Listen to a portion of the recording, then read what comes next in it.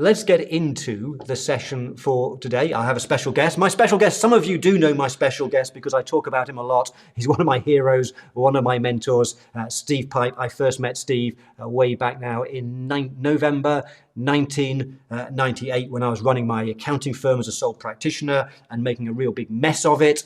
And it was him that helped me to turn my firm around. And thanks to him, that's where I am today. And Steve's going to be talking about, as you can see, all about business targets. So I'm going to see if Steve is there and ready. Steve, how you doing? Hi, Mark. I am great, thank you. My goodness, we met such a long time ago now. I remember the day really, really vividly, of course, because we talked about it many times since. But yeah, brilliant to be back today. Thanks so much for having me. Yeah, and great to see you looking so well. It's awesome. So, Steve, I know that we've got a lot to cover, so it's going to be, we'll kind of dive straight into it because you said you've got so much you want to share. And also there is a bonus session towards the end as well, which you'll tell people about. So let's just dive straight in. And I know, Steve, that you've got a new book coming out fairly soon. I forget how many books you've written. I was trying to dig them out. I think this is 10 or 11 now. I lose track as well. Wow, that's double the number I've written. I know you've written things like The World's Most Inspiring Accountants, Better Business, Better Life, Better World. You've written some great books. In fact, you inspired me to start writing books as well. So I know you've got this new book coming out fairly soon called, I think if I got it right, Better Business Targets, which is coming out in a few weeks. I think you'll probably correct me. Absolutely. Yeah, we're just in the final stages of proofing it at the moment. So yes.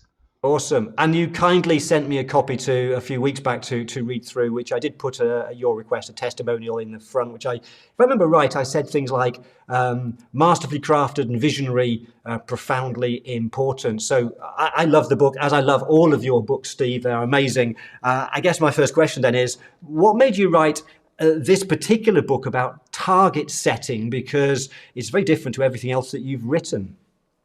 Well, I guess it is, but it goes back to my roots as an accountant, and as I think will become apparent, actually, it's got a lot of threads from the other things I've written as well. For the first time ever, going back to what brought me into accountancy in the first place, and using our skills with numbers to help our clients build better businesses, and through that build better lives and hopefully a better world as well.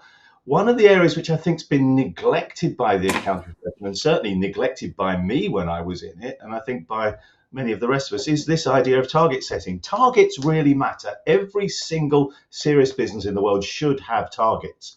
The problem is that we haven't revisited the target setting process for many, many years. Years ago, someone, perhaps an accountant, created some simple target setting processes, and we've used them ever since.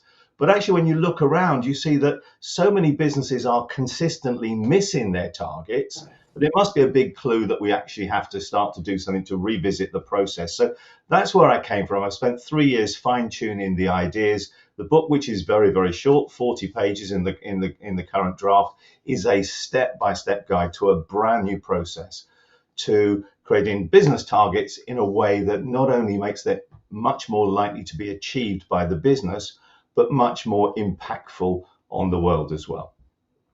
Yeah, and obviously being privileged to have had read a copy of the pre-published version of the book, one of the things I do love about your books is they are so practical steps, and in this case, a step-by-step guide. So why should we've got lots of accountants here, I can tell on looking at the thread here, lots of accountants here. Why should they be interested in this? Well, as accountants, we simply must know about target setting. We must be masters of it. I think it's compulsory. Anything short of that is letting ourselves down, letting our profession down, letting our clients down. We must know how to do the best possible target setting within our own accounting practices. For sure, those are businesses. And there may be a few people, like Richard, for example, that's with us. I know Richard from Geneva is not an accountant to the best of my knowledge, but is passionate about this kind of stuff. We should be using these ideas, of course, on our accountancy businesses, yes, but as professional advisors, we have a responsibility, I think, to help our clients use these ideas too. If when you've looked at the ideas, you, like Mark and I and many other people, think they're really powerful, then we have a responsibility to share those with our clients, to help our clients do better target setting, and the great opportunity. And you were just talking about your business advisory masterclass. No one sells target setting as a service, and yet there is a real opportunity with something brand new like this, something powerful like this, to launch a new service wrapped around it. And I think this is so important that, yeah, as you kind of hinted at, we'll be giving the book away for free at the end of the session. And I will help anybody who loves these ideas as much as I do, as much as you do, to implement them for free in their business and with their clients. Yeah, that's awesome, Steve. Awesome. And people who watch me regularly will know that I keep talking about the fact that we have to start creating more value for our clients, doing more value, doing more valuable things. And this sounds like something that's a great way of doing that. So I can't wait to find out more. We have to create more value because the world's changing so fast right now with AI. And some of you who came to my February live stream, I did have this prediction about how long we have before compliance work like bookkeeping is completely taken over by AI. It's going to disappear. So we have to do more stuff, and this sounds like it's great, Steve. And I know that in the book you have this sweet spot you call the why sweet spot. What is that, and why does that matter? Well, when I looked at, and as I say, I've been spending 3 years fine-tuning these ideas. We've talked about one or two of these ideas on some of our previous sessions together, but never in this way, never brought together in this kind of way. So over those 3 years, when I've been looking at the target setting process, what's crystal clear, of course, is we always set targets, almost by definition, that are good for us. Profit targets, sales targets, referral targets, customer satisfaction targets, whatever they are. These sort of traditional targets, we pick them, we set them because we want those outcomes. Those outcomes, the number of sales, profits, referrals, cash flow, etc., are good for us. It's good for you. It's the why element of the equation. But the challenge is that actually we can't really achieve our targets in a vacuum. And it's much easier to achieve our targets if we have other people helping us. We want our team to help us, pulling in the direction of, striving to realize the targets, to achieve them, to blast through them. We want our customers to help us. In particular, we want our customers to buy more from us, pay us on time, refer us to other people, and so on. There are other people, and there are bank managers in the case of the accounting profession, other referrers, and so on, that in an ideal world, we would engage in helping us, as helpers, I call them, in achieving our targets.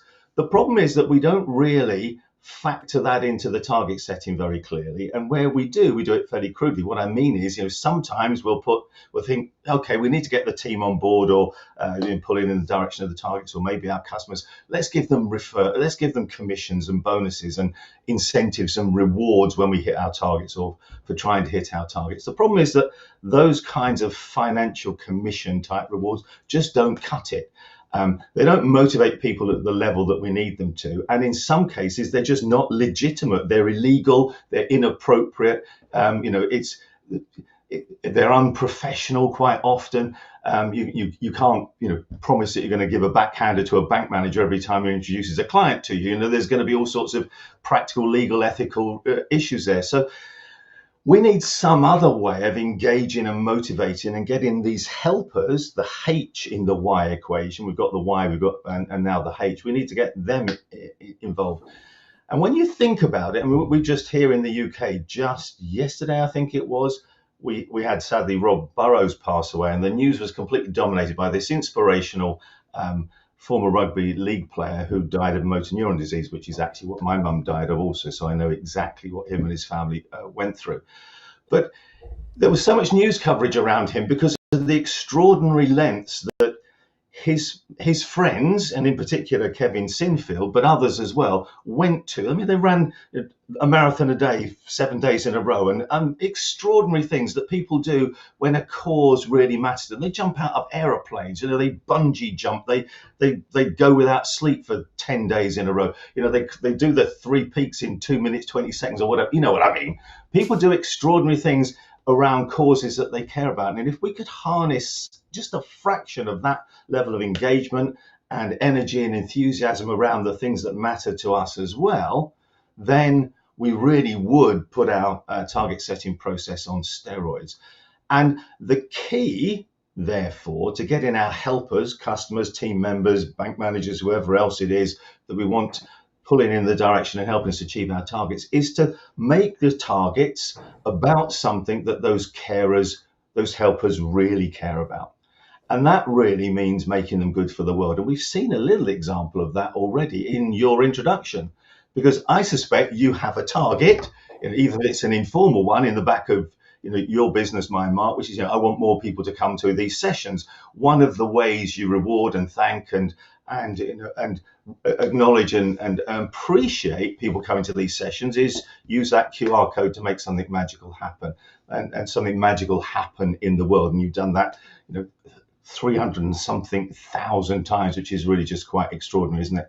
Now, those three elements, making our targets good for you, the Y bit, or let's do them in the other direction, making them good for the world, W, making them good for your helpers, H, and making them good for you, actually adds up to what I call the Y sweet spot. And in fact, it might be useful just because there's a picture, there's a diagram in my book, if we toggled across to sharing from my book.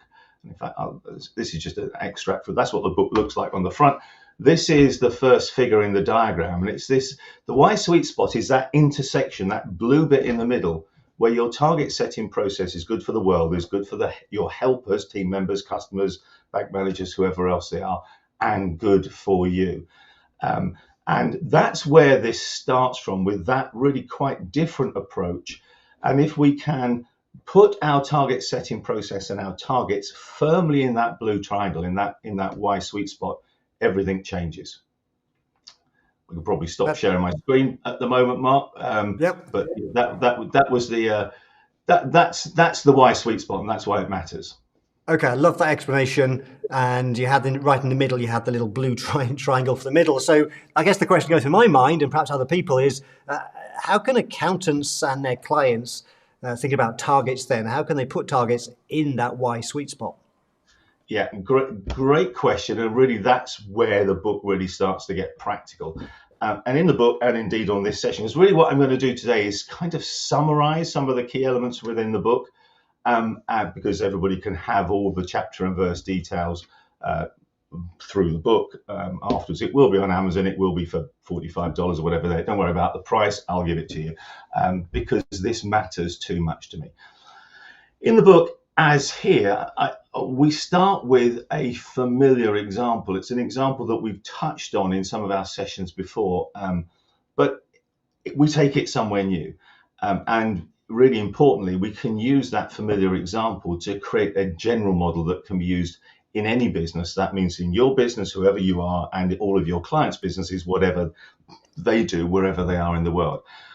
So I'll share my screen again, if we may, Mark, and we'll jump into the book, I think, for this. And I'm assuming that people can see it now, but it doesn't matter if you're listening to this on an audio version subsequently. We'll try and talk through it as well. The book's only 40 pages long, and it's broken down into three core sections: the why, what, and the how. So we've looked at the why already. That's the why sweet spot, because target setting really matters. And if we can put our target setting process in that why sweet spot, you can see that up in this bit of the book over here. The next section is the next section of the book is this simple example, and let me just zoom in on the pages of the book so that that example starts to come to life. And this is the example that we have touched on before, but I want to really take it into more detail here, which is imagine that there are two coffee shops, and you're in the middle of town. You want to have a cup of coffee. You're standing on a high street, and there in front of you are two coffee shops, one on the left, one on the right. They are identical in every respect but one. They are identical in that they're equally convenient. They're right in front of you. They sell the same kind of coffee for the same price in equally nice environments, equally nice team members. There is nothing to choose between them in any conventional sense. Now, I know that's usually coffee shops do have some differences. Let's just, as a device for the purposes of the example, so that we can hone in on the implications of the one thing that does differentiate them, let's assume that they're identical in every other respect. They sell their coffee at the market price, £3, $3, whatever it is where you are watching this. The only difference between the two coffee shops is that the one on the left uses a traditional target setting process, and the one on the right has put its target setting process in the Y sweet spot. And that results in them using global impact targets. That will become clear what that means in a minute. That's the only difference between them, the nature of the target setting process. Now, of course, that target setting, that difference in target setting process then shows up in what they do. And in the book, we talk through how it shows up, how it changes everything. But let's just zoom out a bit because this is where it starts to get a little bit familiar. When you go in the coffee shop on the left, indeed any coffee shop, when you place your order, they then say, okay, we'll make the coffee for you. Go and wait over there, don't they? What happens in most coffee shops is, well, you go and wait over there. You maybe get your phone out and scroll through social media or something. You just basically wait. This is a largely transactional experience. You go in there, you give them the money, they give you the cup of coffee in 90 seconds time or so after they've written your name on the cup, and then call your name out when it's made, all that kind of stuff. So that's what happens in the coffee shop on the left, that transactional approach to business, driven by the fact, I forgot to say, both of the two coffee shops have got the same target. Both of them want to make £1 million in profit. So they have the same objective, and in every other respect, the same infrastructure and products and prices and so on.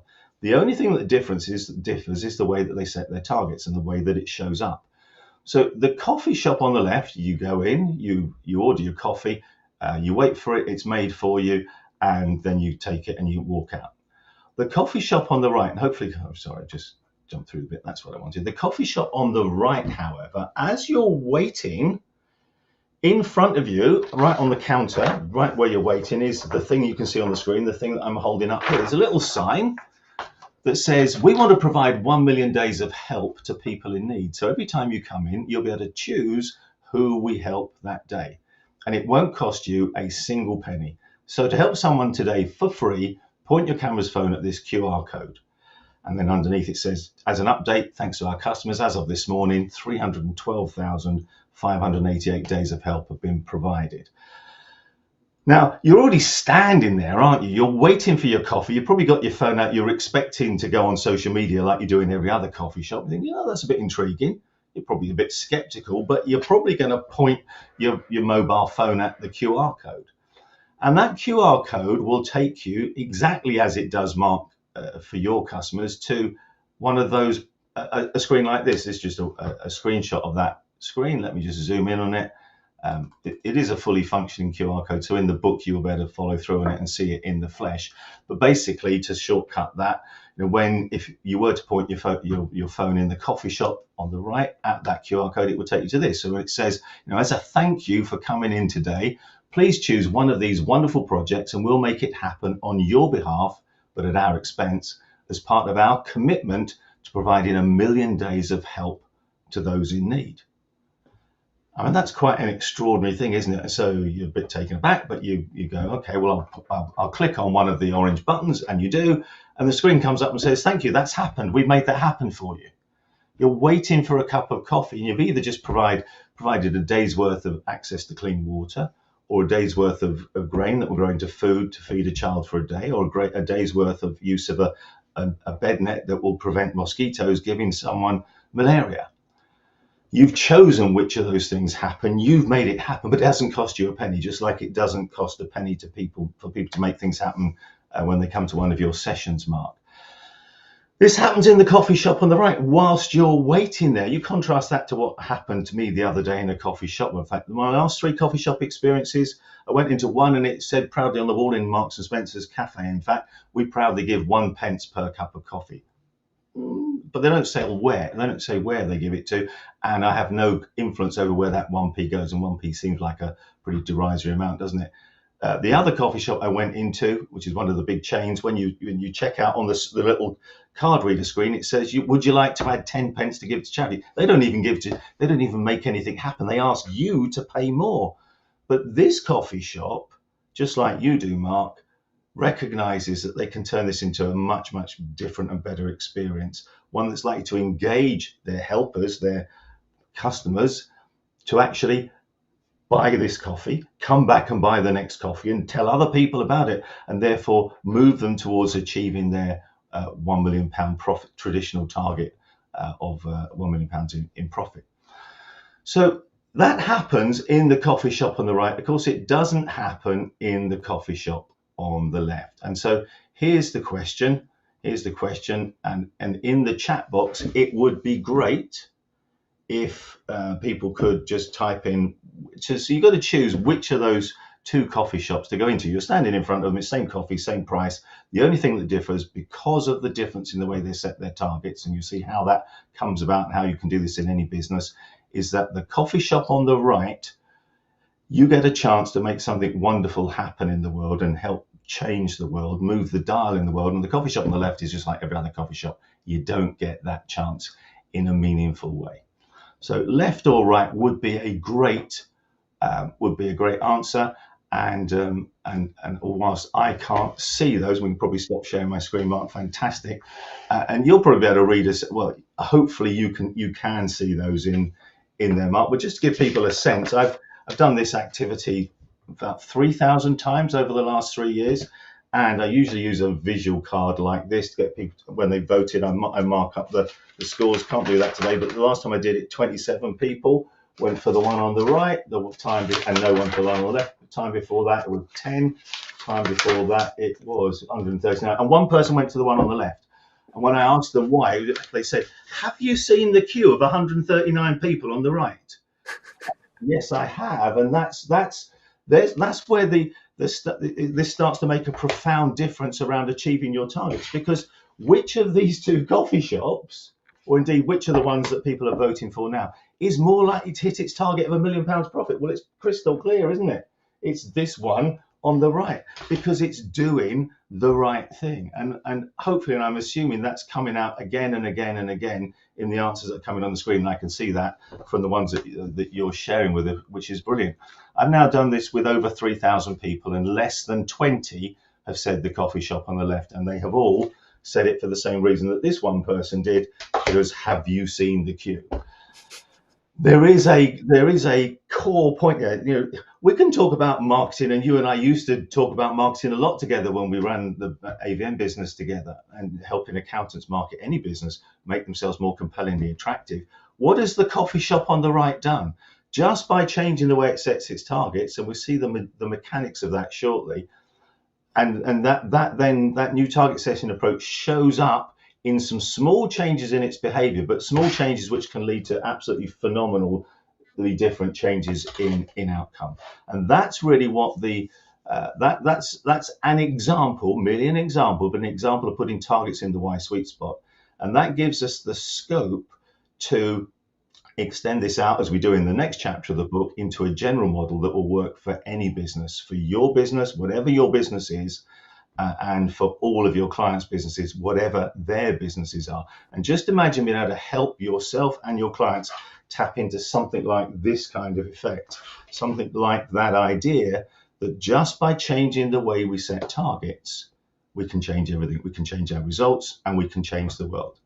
That's the core bedrock starting point for the bookmark.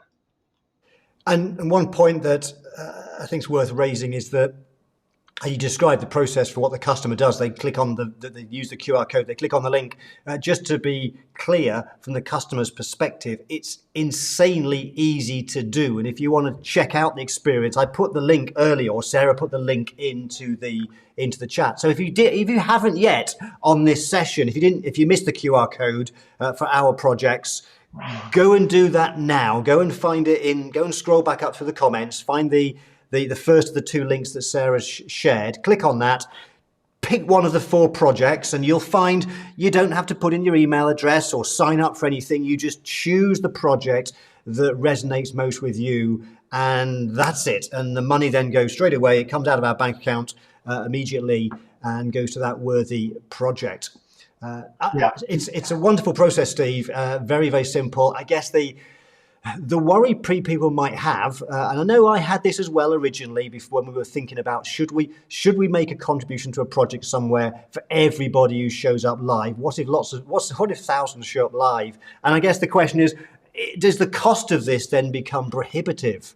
How would you deal with that question? Yeah, well, truly, the cost of doing this can be whatever the business wants it to be, from pennies to pounds. If we take the exact example, so I costed in the book, you see the costings. For that coffee shop, its target is to remember the two coffee shops, but the one on the right that's using this approach to target setting, the better business target approach, the why sweet spot approach. When they achieve their £1 million of profit, which they do by selling 1 million cups of coffee, by the way, when they achieve that, the total cost of all the projects that their customers will have chosen through that QR code will be just under £5,000. So their return on investment in that approach to target setting for a £5,000 investment is the £1 million profits. Now, obviously, it's not the only thing that generates the £1 million in profit. There's all the other infrastructure, all the other ingredients that make for business success. But that feels like a pretty good return on investment to me. However, if that doesn't feel like a pretty good return on investment to the business, they can change that 5,000 into 500 or even 50 if they choose, just by changing the metrics in the approach set out in the book. So literally any budget that any business has for this can work. It just needs to be structured slightly differently, and that's possible. And one of the ways that we can see that's possible, I did a major piece of research last year, specifically a subset research, looking at and identifying, in fact, 40 different platforms through which you could make these impacts. B1G1 is one of those platforms, the one you use. It's the one I use, but it's not the only platform. There are 39 or so others, but by looking at they don't all do exactly the same thing, by the way, but by looking at the costs, I was looking to come up with a set of alternatives so that people can use whichever one works best for them. And in the book, there's a link to a spreadsheet, the most up-to-date edition of the spreadsheet that links them through to every single one of those 40 platform alternatives. No spoiler whatsoever to say that the B1G1 platform out-delivers in every respect, but there are these other platforms as well, other opportunities. So it can be flexed at any budget, and even if it couldn't, quite frankly, this really isn't just about money, is it? It's about not only the fact that the coffee shop on the right, any business, yours and mine included, is able to more likely achieve its targets, its conventional targets, profit targets, and so on. Not only that, so there's a financial benefit. That's one of the elements of it, and we can equate that off with the financial cost, which actually I don't think is a cost. I refer to it in the book as a global impact investment. We aren't actually spending money; we are investing in a better planet for our children and grandchildren and ourselves, a better world, but in a way that also has a return on investment for the business, specifically around our target setting process. It's about money, and it's one dimension. It's also about how this makes us feel. It over and above the monetary payback, most people say to me, it just feels fantastic. There's suddenly a purpose in the business. That's why we called it the why sweet spot, because it gives us a real reason why to get up in the morning, this spring in our step and smile on our face, knowing that we're doing something that's not only great for us, it's great for the world.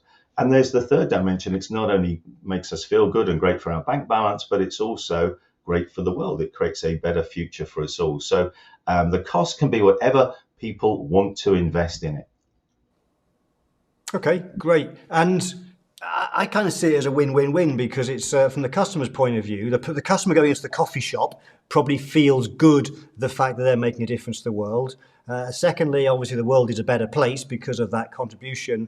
But also, as you've said, Steve, I think it's important to realise that the business itself is also better off, because if customers are choosing that business because they are different, then yes, there is a cost to the business of the contributions, but that pales into insignificance compared to the upside, the more customers coming to the shop, spending money as a result of it. Completely, yeah, absolutely. And it's not just the 3,000 people that I've done this survey with, and including your audience today.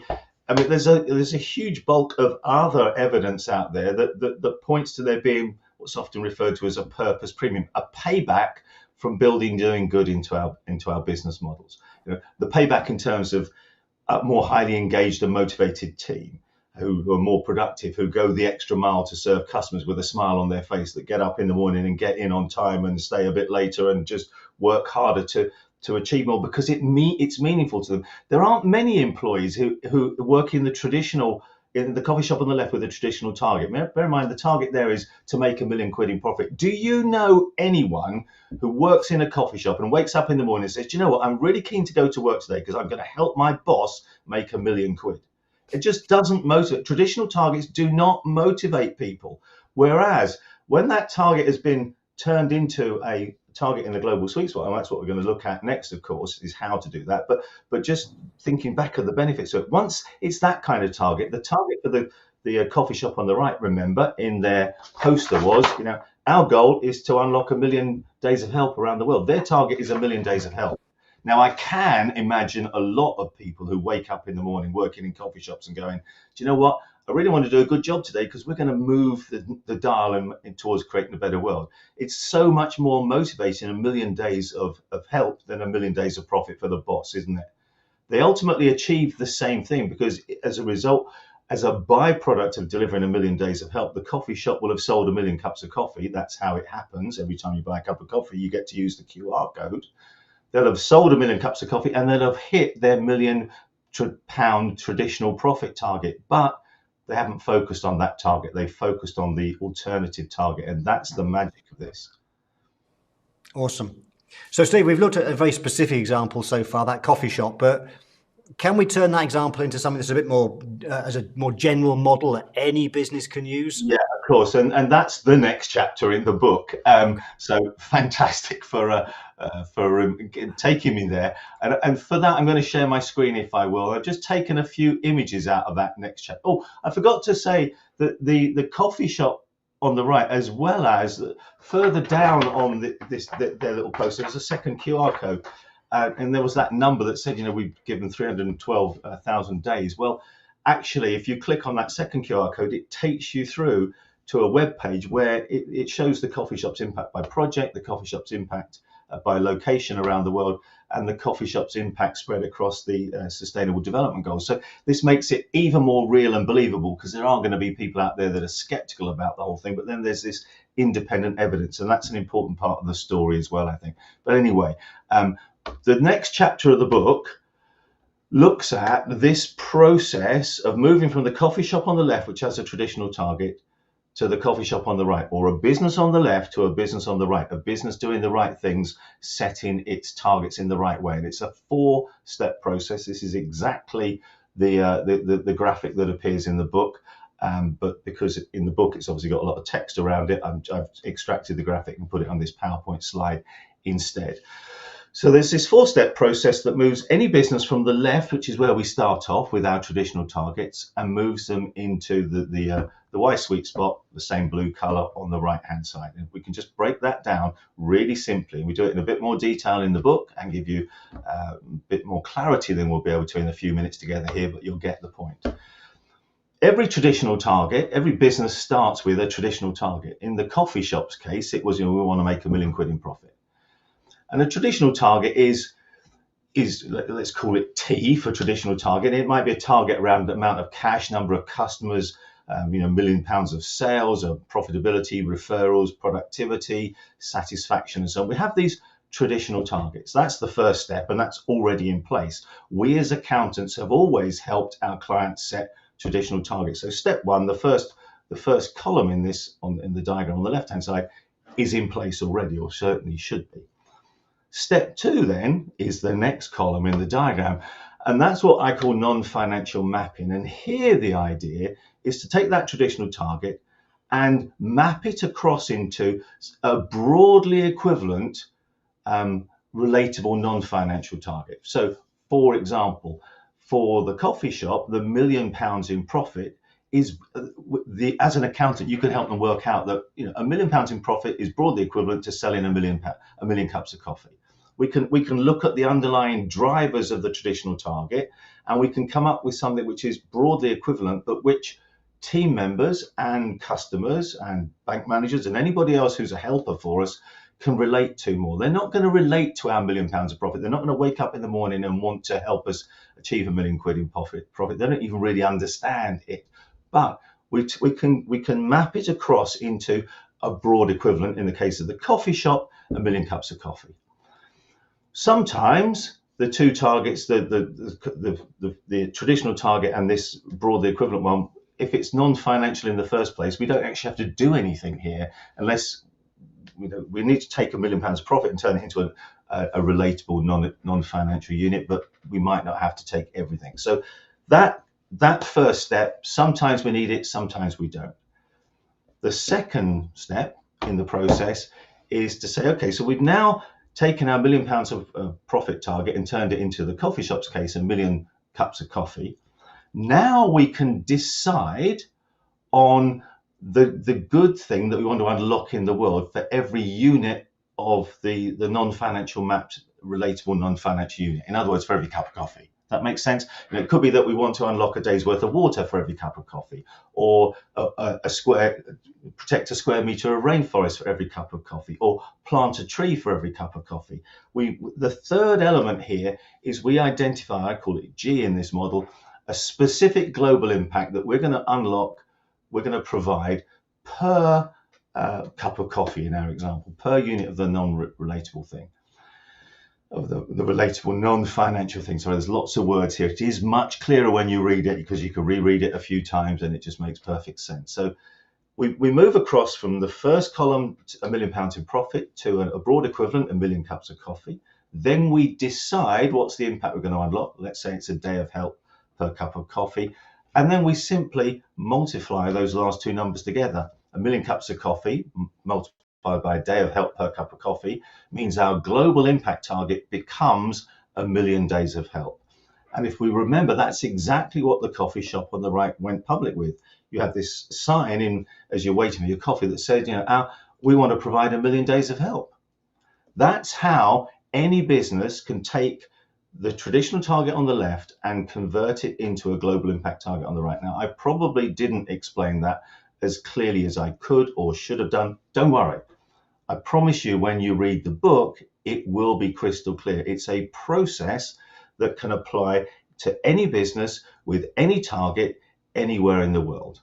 And the book gives you lots and lots more examples of how to do exactly that. That's the structure with a little bit more guidance within the book. That will be crystal clear. We don't have time to go into that extra detail now, but hopefully that makes sense for the time being.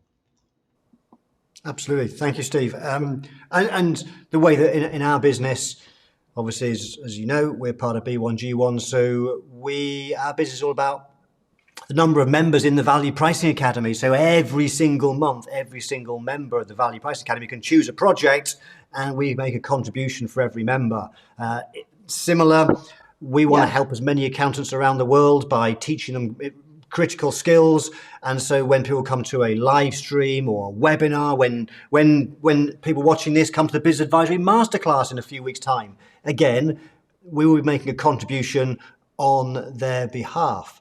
Very quickly, Steve, so give one very quick example for an accounting firm, how they would apply that to themselves. So they want to grow their accounting firm. What might be the mechanism or the way they give some sort of impact in the world?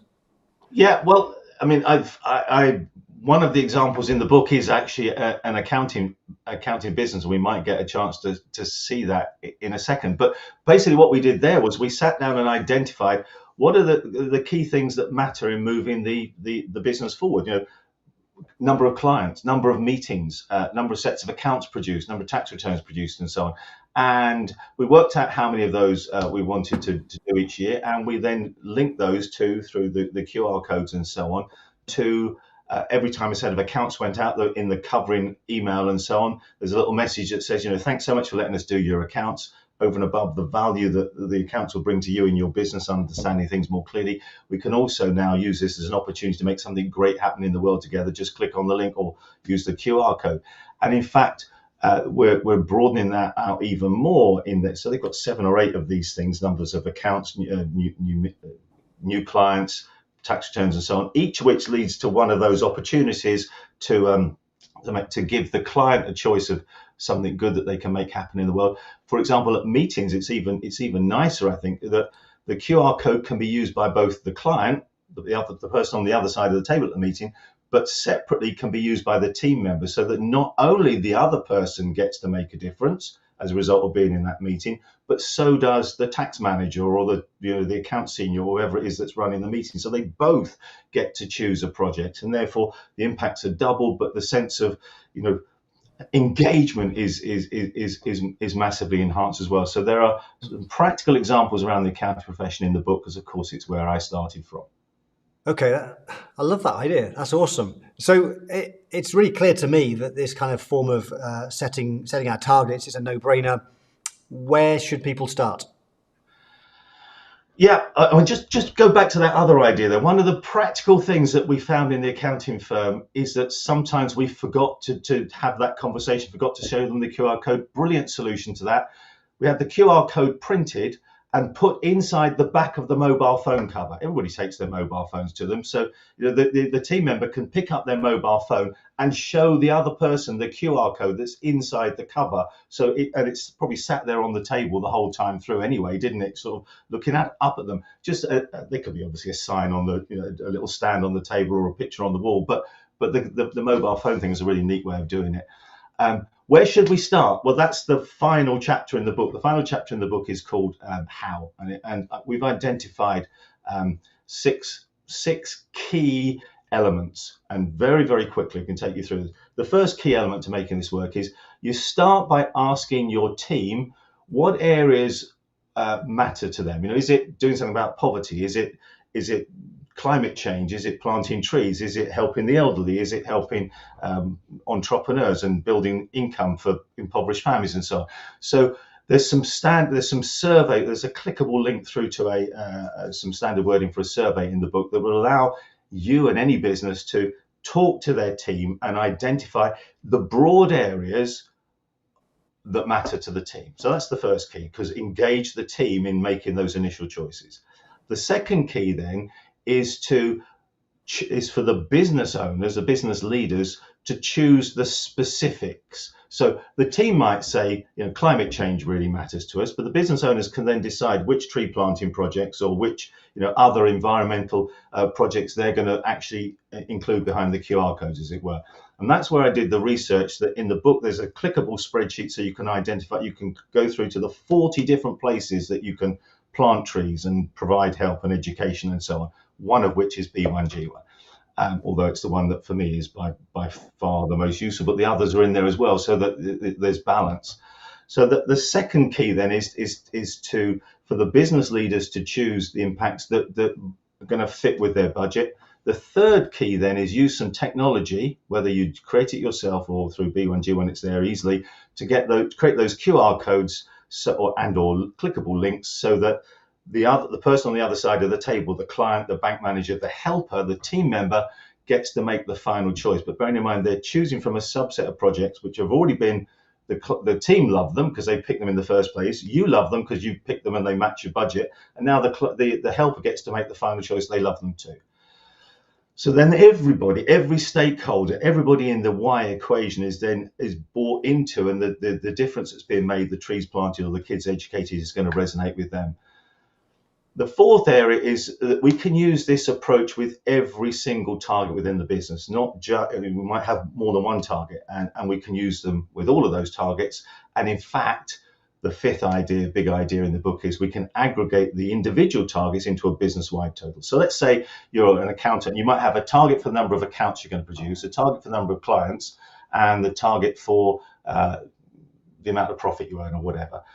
Each of those can have a number of days of help or trees planted, but add those up for the business as a whole. And then you can go public with this singular story. The singular story is, we're here to provide 1 million days of help by 2030, for example. That's 6 years away. That's only 150,000 days a year. You blasted through that in the last year mark, for example, as is the accounting firm that I'm working most closely with this on. So we aggregate them into a single business-wide target. We've then got this massive story to tell about, like the coffee shop does, 1 million days of help. And there's detail around how to do each of those things in the book in that how chapter, but those are the headlines, as it were. Okay, So it sounds like from what you're saying is that this is, I mean, it's a great process, but it shouldn't be done just internally and privately. We should actually be shouting about it. Yeah, well, I mean, I think you can do it internally and privately if all you want to do is engage and motivate your team. Hmm. But if what you want to do over and above that, then your team are key helpers. So, it may be that that's enough. But personally, I would find a humble way of shouting about it. And the book talks about how to do that. Because when we do shout about it, we are able to tell this is the story of our brand. This is what we stand for. This is who we are. It will show up. This is how our values show up within our business. Not only will that engage more helpers, more customers will refer more other people, and more people will come on board and tell more people, and so you achieve your targets more readily. Not just that, the benefits to the business of going public with the story, but you also are able to inspire others to follow in your footsteps and play a leadership role in creating a better world through business. So, and in the book, there's a practical worked example around an accounting firm and how they are telling the story. I think when you see, I mean, you've obviously seen it, Mark, but when everybody else looks at it, they go, this is so easy, this is so powerful. And we could just lift that and use that as our story too. So in the book, it's crystal clear where that is. Okay, awesome. So as I said in my testimony, Steve, I think this is really, really important stuff. And of course, we do it ourselves, as you know. And it's so easy to do. You talked about the step-by-step process. Having done it ourselves some years ago, it's really, really easy to set up. And so I think everybody should be doing this. So what should people watching do next, Steve? Well, as I said at the beginning, I don't think as accountants we can ignore this. It would be professionally irresponsible when presented with a way of doing target setting better, that's better for businesses and better for the world. It would be professionally irresponsible just to ignore that and say, no, I'm not interested. I mean, I think target setting is something we absolutely must be good at. We owe it to ourselves. We owe it to our clients. We can use it in our business. We can help our clients do the same, and we can even sell it as a service. So I think the case for at least taking a look at the book, which I'm going to give you for free, it is overwhelming, isn't it? But actually not just for taking a look, but doing something with it. And that can start with one simple action today. And I think Sarah's going to share some links and maybe even a QR code. And that simple action, that thing to do very first, is either jump onto a Zoom meeting with me when this session with Mark finishes. So it's about 5 minutes or so, or 5 to 10 minutes. Sarah will probably put up a Zoom link. I'll in fact, we'll share my screen as well if we can, Mark. I've got the same Zoom link there. So that's a QR code that will take you to it on your phone. Sarah, I think we'll put the Zoom link up. Hopefully, you'll be able to come to that session immediately afterwards, where we'll get you set up and show you exactly what to do to make a start. If you can't stay for the next 30 minutes, then there's my email address. Email me, and we'll see what we can do to help you outside this. Those are, I think, by far the most sensible places to start, given that we have to do something. But I would absolutely, if you can, come to the implementation session, because I'll give you the book for free and I'll help you for free wrapped around it.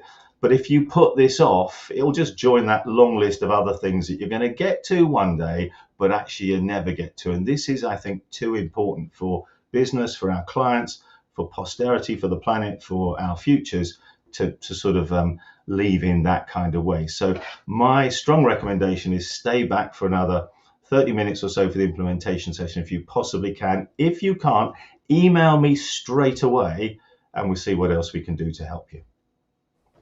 That's brilliant, Steve. That's awesome. And as I said at the outset, we have to do more for our clients. We have to create more value, and helping people do this, putting in place measures, targets, and so on, I think is a really powerful thing that we can do.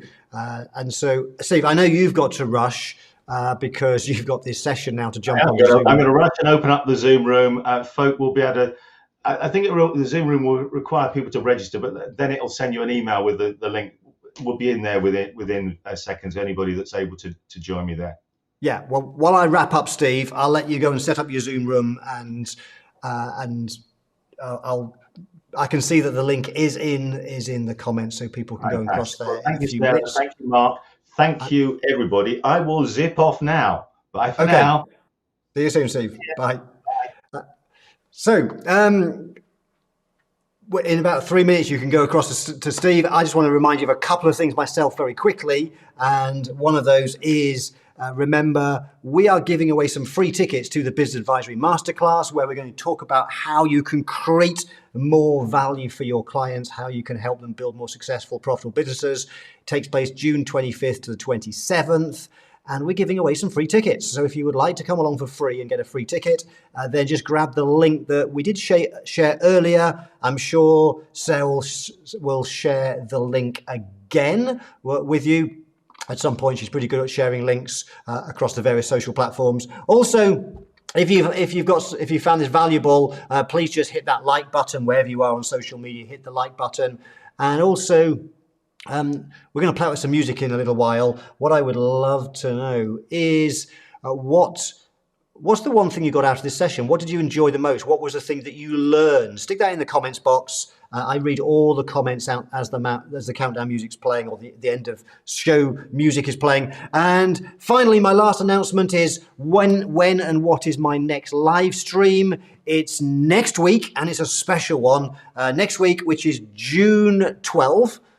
I have no idea if that's Tuesday or Wednesday next week, but it's next week, June the 12th. At same time as this, what I'm going to be sharing with you is a really important topic, which around this ChatGPT stuff. How can we save hours and hours of time by training up ChatGPT so that it can respond to emails on our behalf and write great emails? I've been doing this for I created some prompts a few months ago, and now whenever I respond to emails, I just use standard prompts, and pretty much every time the email that comes out is really well written, and occasionally I tweak a few bits and pieces, but it saves hours and hours of time. So if you find yourself spending time writing emails and you want to save hours of time, you want some shortcuts, that's what I'm doing next week on the live stream, June the 12th. So make sure that's in your calendar. As usual, we will be sending out on Monday an email with the link to join it. It will, of course, be on our YouTube channel, and also LinkedIn, and possibly Facebook. We had a problem today. Facebook wouldn't work for whatever reason. I know they've banned going live to Facebook groups now. Not sure what Mark Zuckerberg's got against that. But anyway, we will definitely be live to YouTube and LinkedIn next week. So I will hopefully see you on June the 12th. Thank you so much for coming along. You can now go across to Steve's session if you want to. I'm going to play it with some music as normal, and I will read your comments. So let me know in the comments how was the session for you. Bye for now.